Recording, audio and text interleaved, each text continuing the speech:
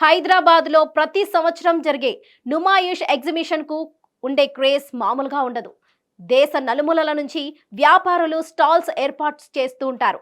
వేలల్లో స్టాల్స్తో దేశవ్యాప్తంగా లభించే అన్ని వస్తువులు ఒకే చోట అందుబాటులో ఉండటం నుమాయిష ప్రత్యేకత. మరోవైపు ప్రతి సంవత్సరం లాగానే ఈసారి కూడా నుమాయిష్ ప్రారంభానికి రంగం సిద్ధమైంది. 82 ఏళ్లుగా తెలంగాణలో ఏటా నుమాయిష్ నిర్వహిస్తున్నారు. నేటి నుంచి నుమాయిష్ ఎగ్జిబిషన్ స్టార్ట్ కానుంది. సీఎం రేవంత్ రెడ్డి నుమాయిష్ ను ప్రారంభించనున్నారు. ఫిబ్రవరి 17వ తేదీ వరకు అంటే 45 రోజుల పాటు ఈ ఎగ్జిబిషన్ సాగనుంది.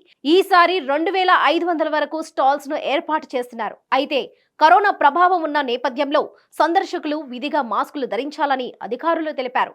అయితే నాంపల్లి గ్రౌండ్స్ లో నిర్వహించనున్న ఈ ఎగ్జిబిషన్ నేపథ్యంలో నేటి నుండి ఫిబ్రవరి 15వ తేదీ వరకు రోజు సాయంత్రం 4 గంటల నుంచి అర్ధరాత్రి వరకు ట్రాఫిక్ ఆంక్షలు అమల్లో ఉంటాయని నగర సిపికే శ్రీనివాస్ రెడ్డి తెలిపారు.